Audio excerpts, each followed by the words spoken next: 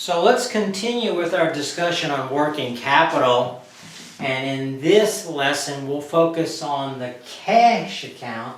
The cash account, and that's the most liquid component of working capital. Remember from the previous lesson, one of the challenges of managing working capital is we want to determine how much to hold, and we don't want to hold very much because it doesn't earn anything. So if you have a lot of money sitting in your cash account, it doesn't earn very much return.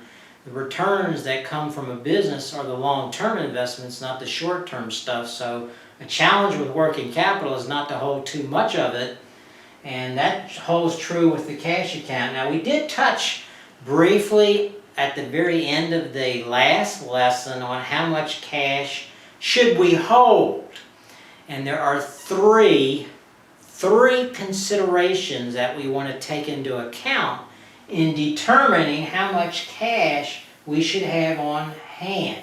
What is the hold amount? How much should I have in my cash account in running my business? Three considerations. One, if you have loans with banks that have requirements that say you have to have a compensating balance, a certain amount of cash should be on hand within your business. Sometimes banks are nervous about the liquidity situation of your business. So they may have some stipulations that say you need to have a certain level of cash on hand during the month. That's a compensating balance. So we have to take that into consideration. The second consideration, which is kind of common to all of us, is the fact that we have to have enough cash on hand to cover our transactions. So the second consideration is the transaction balance, which basically means you have recurring things. If you look back at your past checkbook, when you get your checkbook out, you got to pay rent, food, utilities, things like that. So you have to have a certain amount of cash on hand to cover those recurring transactions that take place throughout the month.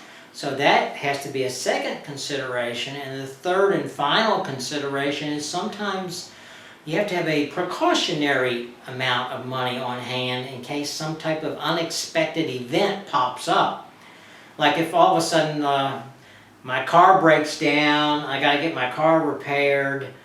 That's an unexpected event. So I have a little bit of buffer or a little extra cash on hand to cover these unexpected events. So what we will do is we will take the greater of, and I'll write the word, I'm going to write the word greater here. The greater of, and I'll draw kind of like a line here. The greater of two things here. So in this box, the greater of the compensating balance requirements from the bank, or the greater of the sum of the transaction balance plus this precautionary balance. Okay, so if the bank basically says, let's just pretend the bank says, on average, you need to have $6,000 in your cash account, and that's a stipulation and a requirement with the bank loans. So we take that into consideration. So that's the greater of $6,000 or the sum of the transaction balance. And let's just say we know from past history of all the regular recurring transactions that we got to pay that we need about $5,000 on hand in our cash account to cover these transaction balances. And we do get hit with some surprises.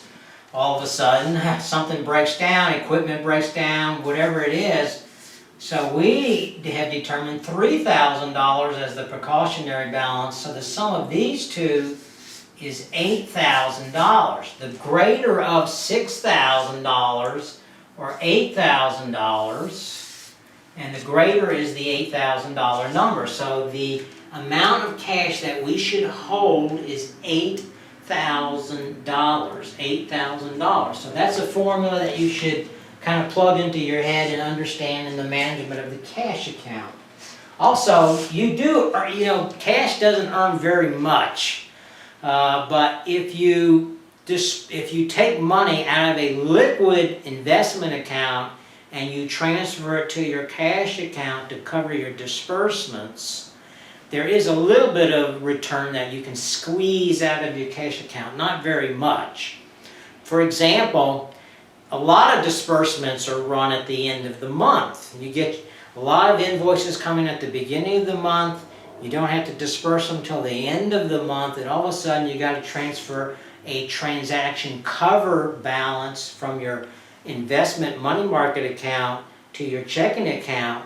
And what you also should take into consideration is the fact there is not a lot of mail float time, but there is what's called float time, which basically means when you cut the checks, you put them in the envelopes, you lick the stamps, you deposit it in the mail. It takes a few days through the snail mail process to get to the recipient who you owe money to, be it the utility company, the suppliers, the vendors, whoever it is. It's going to take a few days, maybe 3-4 days of float time before they actually deposit that and it clears the bank. So if you have a really good money market account or an investment account that's highly liquid and you've got some surplus cash, let's pretend it earns on an annual basis. On an annual basis, it earns 3.5%.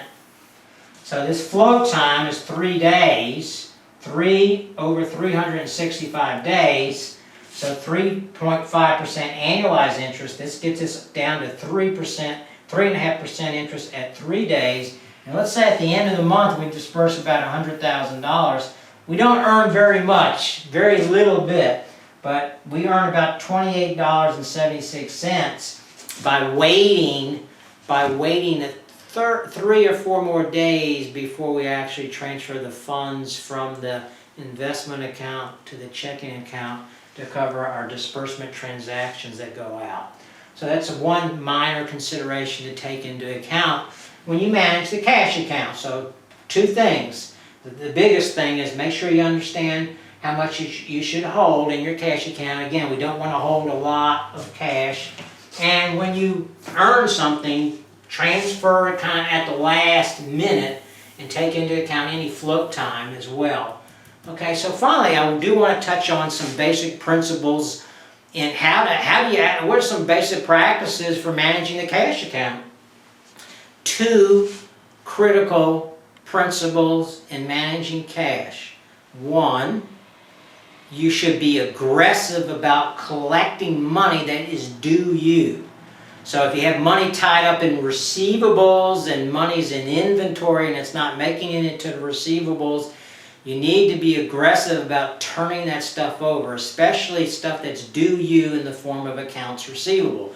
So we will talk in a future lesson. In the next couple of lessons, we're going to touch on accounts receivable management, which ties into the fact that we want very rapid collections of money out of our receivable account.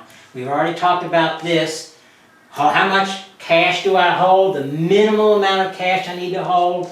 We've kind of calculated that, so we can kind of check the box there. So one of the real important principles is rapid collection.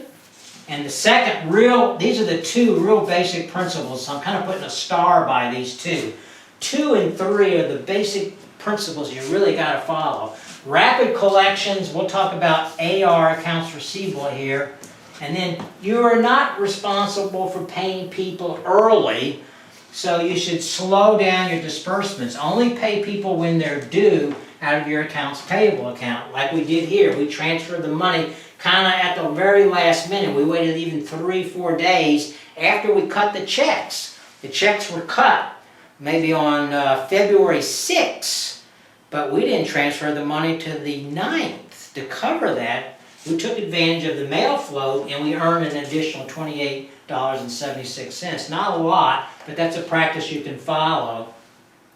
One other thing I will mention is you do not have to go out. I think sometimes we have it in our head that we have to go out and purchase everything. You do not have to purchase everything. You can rent things. You can borrow things. So you want to kind of minimize your purchases and focus on only the critical purchases that you really need to make, okay? So keep that in mind. Maybe you can reuse some things.